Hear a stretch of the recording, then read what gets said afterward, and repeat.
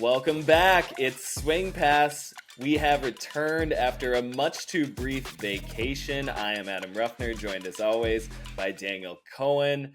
Look, we've got way too much to get into this week once again. With 2 weeks since our last episode, there's been a gauntlet of big name signings, probably headlined by the DC Breeze adding a fourth all-star caliber talent this offseason with the signing of Thomas Edmonds, who has been so good for the Thunderbirds offense the past 3 seasons.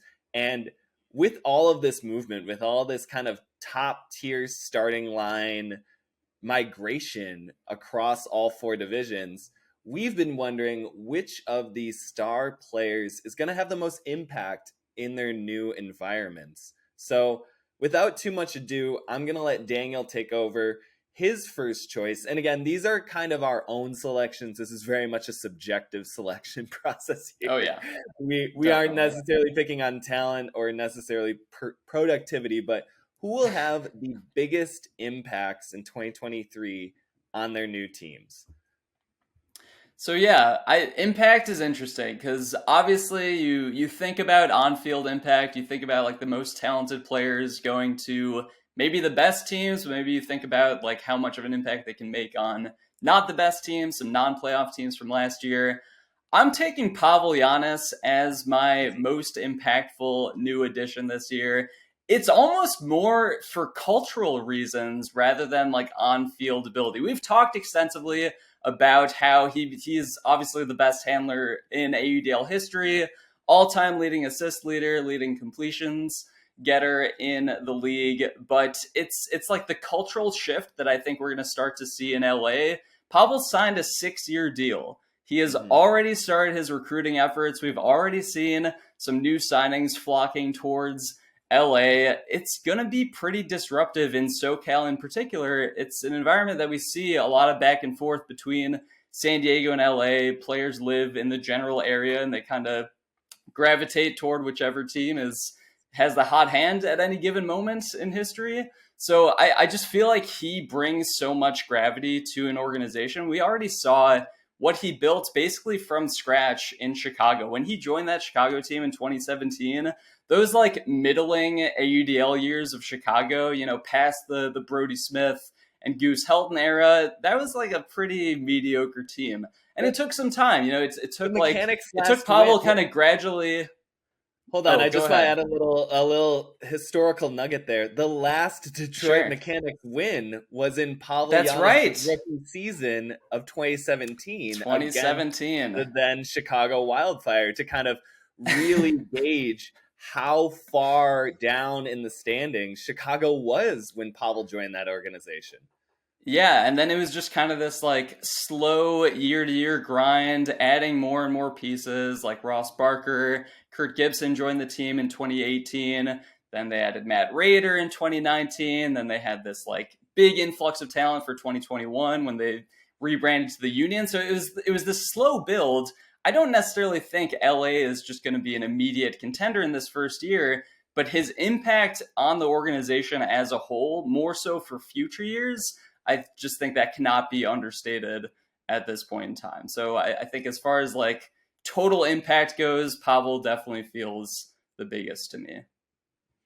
And we've talked about it before on the show, detailing some of the biggest matchups we anticipate going into the new year, that they will get that immediate test against the top team in the West in Colorado in LA's home opener. Can't wait. You're talking about it being a little bit of a building process.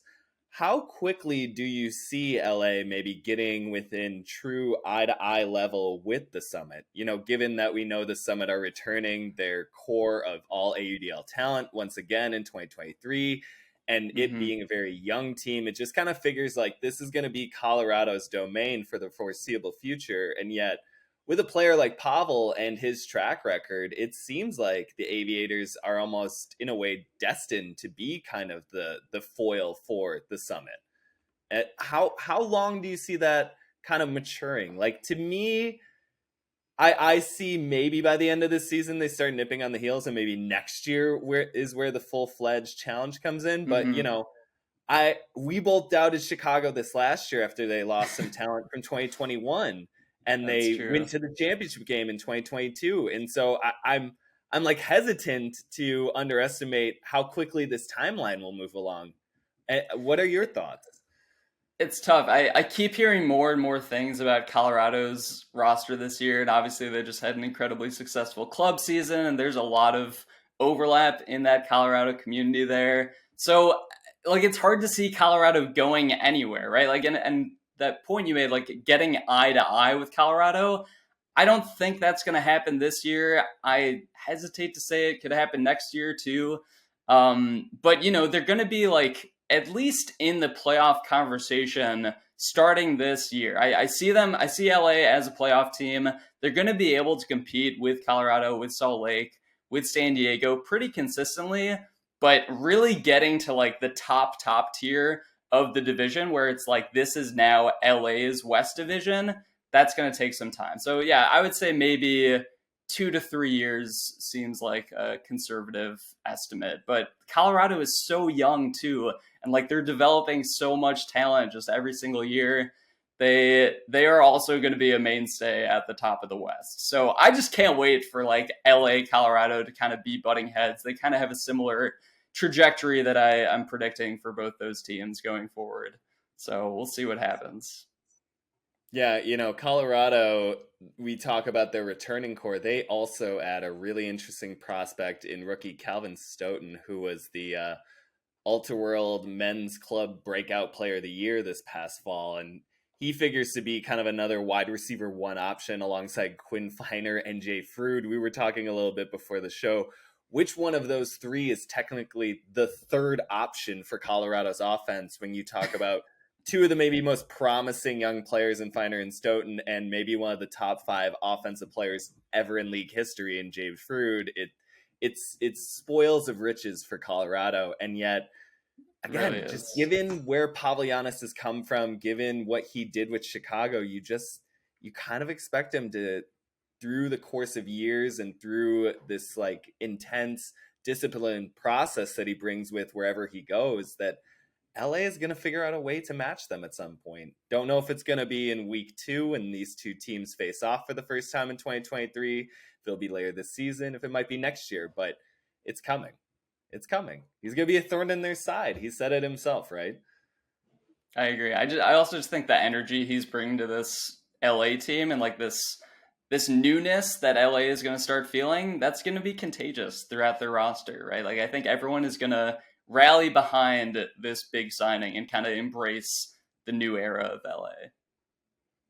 Will be interesting to see. Speaking of new eras, I'm going to transition into my selection for the most impactful player. And we mentioned him at the top of the show, Thomas Edmonds joining the DC Breeze. He is signing alongside Joe Merrill from Salt Lake and Andrew Roy and Cole Jurek from Minnesota, adding 4 just starting line players on any roster in this league to a DC team that was already in contention for deepest roster in the AUDL. I mean, the question I have, I think more so than anything with these 4 pieces, and maybe with Edmonds in particular, and I talked about it online last week in lieu of our show, was where the hell is Thomas Edmonds going to fit in? I mean, where are any of them going to fit? Right. Well, yeah. Jurek, Roy, Merrill, Edmonds, all 4 of those guys I consider as dual wave threats. Like you could put them in on offense. I think they most readily fit into offensive roles, but none of those guys are slouches. And they're all really, really intelligent players. And I think that they're all going to add just an extra oomph in the counterattack if you do put them in the D-line spot. But anyways, we're getting a little lost in the weeds here. I wanted to get to Edmonds. I think, given that so many of these additions seem to be direct solutions to the problem of the New York Empire that has existed above DC these past 3 seasons in the East Division standings, I think Edmonds is an offensive solution in that he is another big play option in tight moments. And it's not as if DC didn't navigate those waters last year and in many other matchups against the Empire, but Edmonds is a kind of win condition, right? Like you just see the highlights of him. You see the way he carries himself. He was in that NFL exhibition a couple of months ago and came away with the big play that electrified the whole crowd, and he, immediately whips out a Sharpie and starts signing something. I mean, the guy is sort of built for this, right? Built for a rivalry the caliber of DC and New York. And I feel like him coming on board and integrating with possibly Rowan, Tyler Monroe, Johnny Malks, Christian Boxley, whatever the other signings are going to be available on the offense, Jock Nissen, like just on and on and on and on. Like that starts to seem to be a totality of parts that could overcome a team equipped with Ryan Osgar, Jeff Babbitt, Ben Yacht, Jack Williams, et cetera, in the New York Empire. Like we've talked so long about how could you ever really match player for player, line for line, what New York has sort of built the past several seasons. And all of a sudden, DC is kind of saying, we can. We're doing that right here, right now. And I think Edmonds is just another player where he can, stand eye to eye with some of these New York players and say, like, I can make plays like that. I can put up numbers like that. I can do that in that situation for you. I mean, we think of Edmonds as a thrower, right? I think of him, most abstractly as a high volume distributor who you can just lean on for 50 plus completions a game. And that's actually been his career averages the past 3 seasons in Pittsburgh. But in 2022, that man was one of the more underrated receivers in the league. In 6 of his 8 starts, he had 300 or more receiving yards. In one of the games in which he didn't hit 300, he had 299 against Carolina and was 51 of 52 on throws and had 7 assists. He has that balance. He has that hybridization that I think is just so built for a system as highly tuned and ready to go as DC's. Like it just figures to be another kind of turbo booster to an offense that already had a couple. And I think that this is the kind of player that can maybe actually take DC that half notch, that whatever imperceptible margin is that has been separating them from New York and making championship weekend. Like I think this is it. Like, we asked before the other 3 signings, and it's not to take away anything from them. They're equally as important, but like we kind of asked ourselves, like, does Roy, Jurek, Merrill do it for you as far as putting this team above New York? And we said, I don't know, maybe not. And I don't know that that's the case anymore. I think that Edmonds is sort of the final little weight on the scale that might actually even these 2 teams out once and for all. Yeah, I don't know. I just don't know. Like when you say that, would you say like it's a 50-50 shot between DC and New York right now? Or no, I mean, was it not before? New York was it really not before? It takes buzzer beaters of the highest caliber in like MVP hands in order for New York to beat this DC team before. I mean, it's a few things. Like if you're comparing the offenses like directly New York and DC, and obviously you kind of have to compare them against the opposition's D-line too, but just thinking about the offenses, New York's O-line has this this relentless bullying quality to them because they have guys like Jeff Babbitt and John Lithgow. They have like a lot of size downfield, and I think that allows them to play a little bit more versatilely or a little bit less predictably, where they can kind of adjust their offense to whatever the defense is throwing at them. Do you worry about DC at all, like in getting sort of super focused in on their system? And if New York is able to disrupt that DC could run into issues potentially? Like none of these signings that DC has are going to really transform or expand the capabilities of their offense in a significant way is my worry, I guess. I think the playmaking of like a Jurek or a Merrill or a Thomas Edmonds definitely does shift a little bit more towards DC. I think that that's the edge that New York has kind of always held against their opponents, whether it be DC or other teams. We've talked about it in relationship to Atlanta and how in 2021, Atlanta, like one time ever, out big boyed the Empire. That's kind of, like you say, it's this. They had the personnel to do it. Yeah, they do. When you have Jeff Babbitt and John Lithgow, and oh, by the way, Ben Yacht's on D-line now, but when we really need him to, we can throw him onto offense He too. should It's, just play offense. He should just go back. I don't Like, know. why not? I like defensive Yacht. We talked to him. That's If it's fine. his mentality these days, he's I got a little know. bit of an edge to work out. He's got 2 MVPs. I get it. And 2 championships. What else does he need? He needs a Defensive Player of the Year award. Yeah.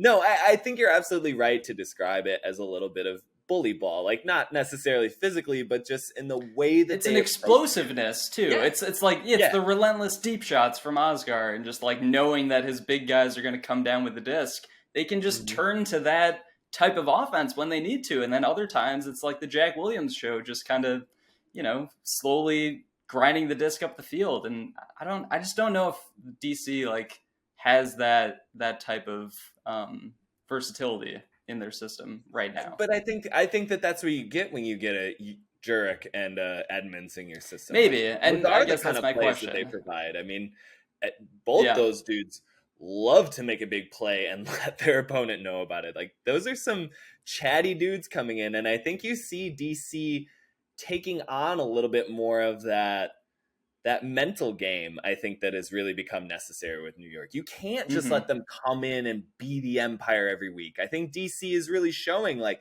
no, you got to let them know. You got to chirp a bit. I mean, it's led by people like AJ Merriman and Rowan and Johnny Malks, and now they've got a couple more people on board.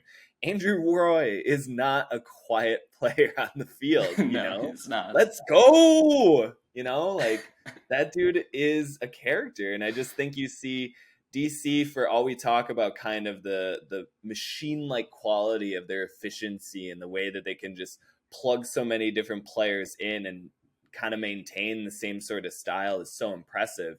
I think for as much as we kind of remove the personality from some of their execution on the field, you see more and more of it becoming a part of their team culture. And I think that itself is going to be really beneficial going up against New York, who just can kind of come in and be like, hey, we're New York.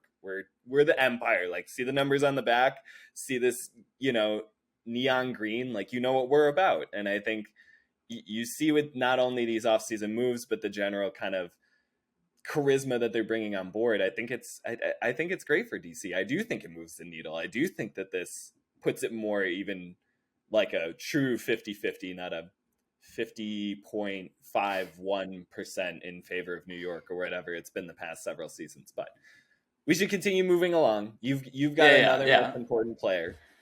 Yeah. So another guy, I think. Sorry, most impactful. Yeah, and not most. I'm standing by Pavel as my most impactful player. But another guy that deserves attention is the return of Mike McKenzie to the Toronto Rush. And McKenzie, he was a rookie, I think in 2017, was it? That was at least when he kind of that was like when he burst onto the scene as basically this pure defensive playmaker. I think he had 8 blocks in their 2017 championship weekend run, and he was like part of this like big up and coming youth movement that we were seeing in Toronto. Did you have a comment on that? Oh, I just had an anecdote about 2017 Mike McKenzie. The night before championship weekend, I'm sitting at a table with some coaches, and Toronto is having to play Dallas. And at this point, Dallas is coming off of their perfect season in 2016. They had lost a couple times in 2017, but it was kind of like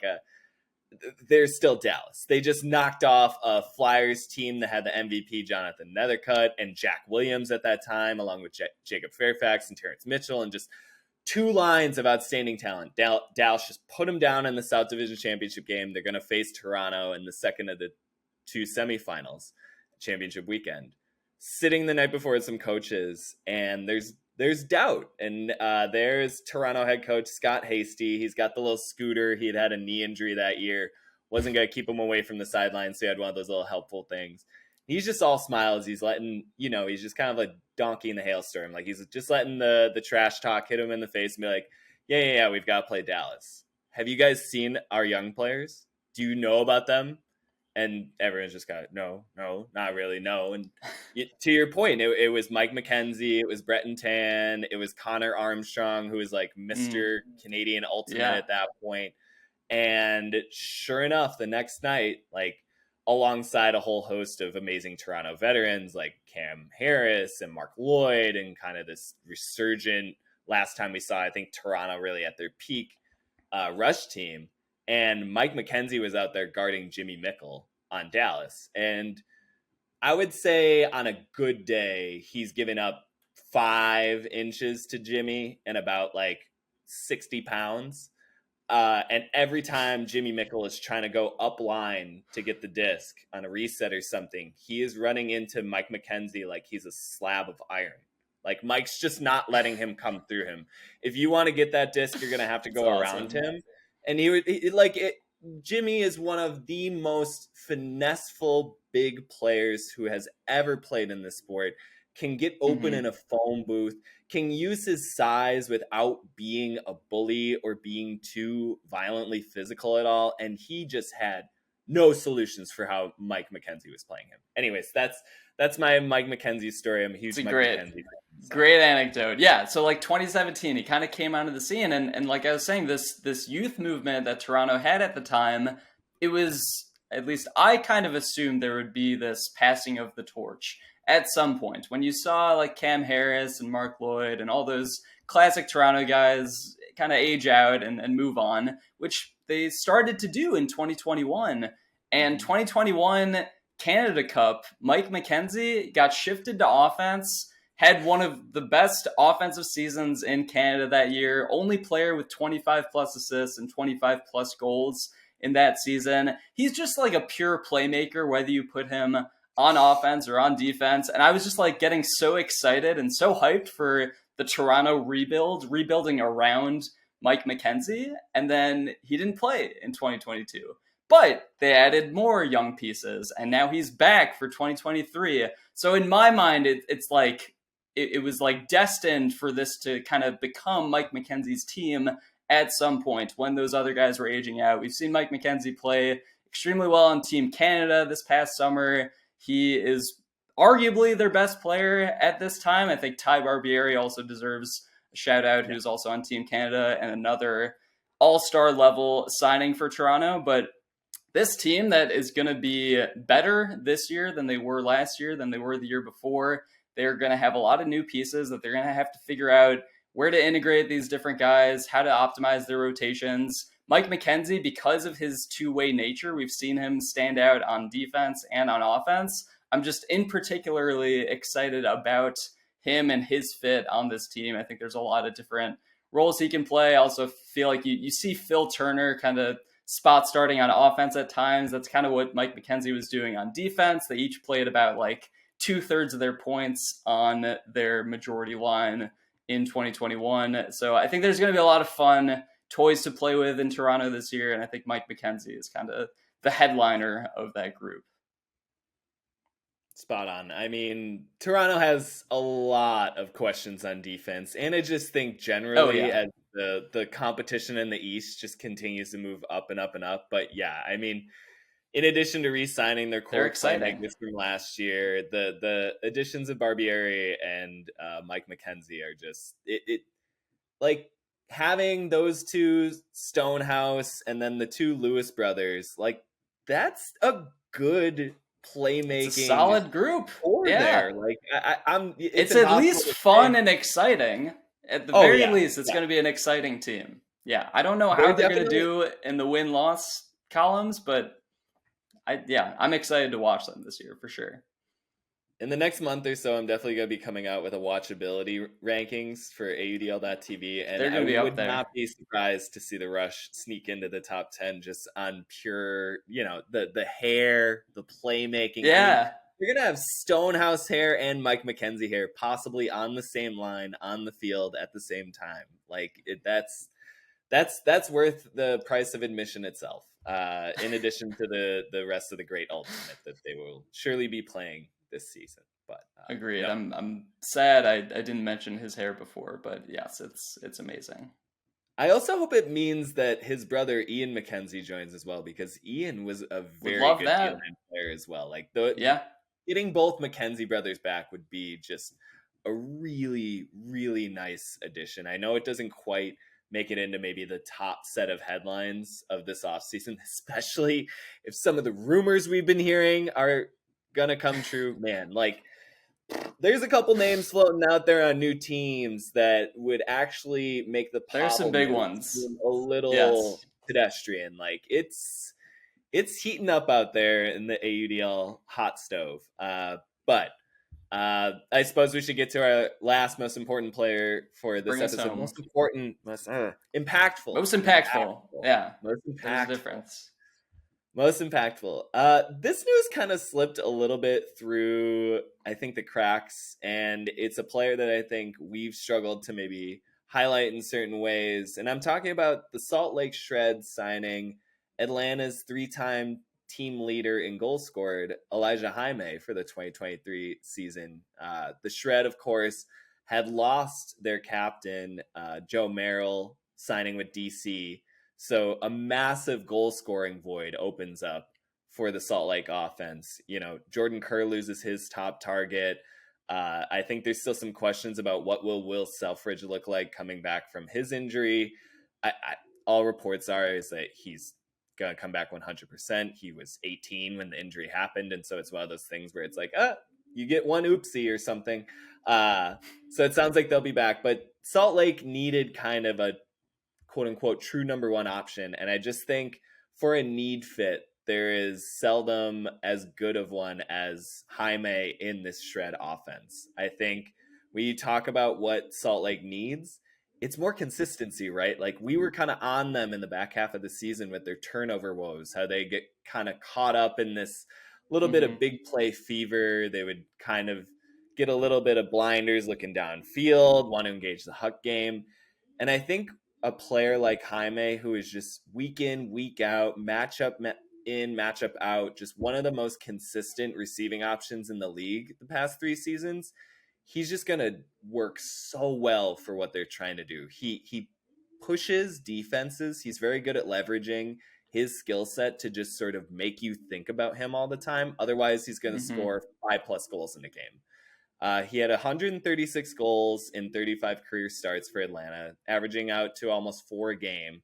He had multiple goals in 31 of those 35 games. So just 4 games without at least 2 goals. And he had 29 total, as in drops plus throwaways, total turnovers in his entire tenure with the Hustle. He is a player who basically only adds and doesn't subtract from anything your offense is trying to do. And again, in a Salt Lake system that is still kind of trying to find its efficiency, trying to balance some of its power, I think, with a little bit more possession-based approach, Jaime is just going to be that utility knife and that kind of finisher piece that I think is going to be so good for them. I mean, already you think about how effective Jordan Kerr was in the red zone with his lefty throws and his quick release and his ability to just shimmy out of a mark. Elijah Jaime is one of the best receivers at just beating a defender to the front cone. I mean, is it insane to say that Elijah Jaime is a pretty good bet to lead the league in goals scored this year if he plays? I was gonna say, I think as far as like, I mean, obviously 1-to-1 replacements go, like this slotting in, this swapping Merrill out, Jaime in is huge. And yeah, I think as far as like statistical accomplishments go for this season, of all the people we listed, I'm probably most confident in Jaime to reach like 40+ goals fairly easily. If he starts in 10 games, I would say 50 is like... Yeah, all right. Games. So if I set the over-under at like, let's say 49.5, would you take the over? Right now. Mashing the over. Just absolutely. Really? I think Selfridge, though, is going to... In the West, Selfridge... Okay, but no Selfridge last year, and Merrill put up, what was it, like 52 goals, something like that? And so Selfridge is going to take a chunk of those, assuming he stays healthy, which fingers crossed he does. He was like very active in those first few games for them, where he was like arguably their A1 cutter at that time. So he scored. I don't know. I mean, I'm really excited. I think he scored 7 goals in his pro debut, and then woke up the next morning and did his math homework. I'm not Yeah, making any yeah, of that is up. the legend of Will Selfridge. So he scored 13 goals in his first 3 games. Mhm. So that's also over a 4 per game average. So between him and Jaime, defenses are going to have a lot more to worry about this year than they did last year, I'm thinking. Although Jaime, I love his deep cutting field sense. Like, he is so just good at recognizing when to set up those cuts. And obviously playing in a system like Atlanta, where so much of their offense was looking for those deep shots, he was able to capitalize a lot. And so I'm excited to see him in a new system too, and see, how his field sense kind of can adjust to Salt Lake system, which, can be comparable to Atlanta's in some ways, but also is probably a lot more centrally focused on a specific player. But I guess Atlanta kind of was that with Austin Taylor in a lot of ways too. So probably a good amount of similarities.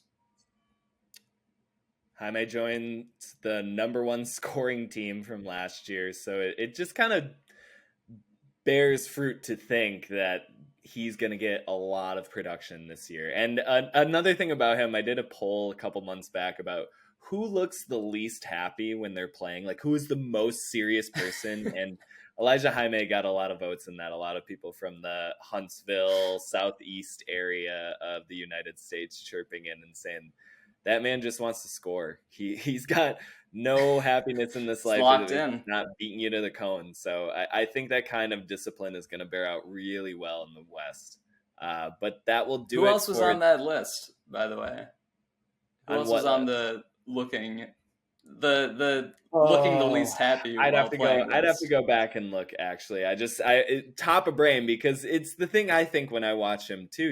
It's a guy scoring almost 4 goals a game. I struggle to think of when I've ever seen him just even crack a smile. He's just out there, all business, all the time. Nothing wrong with it. No. He's got a job to do. Yeah, you gotta appreciate the grind. But that'll do it for this episode of Swing Pass. We will be back again next week, hopefully with even bigger and more news for you. We will see you soon. Bye now.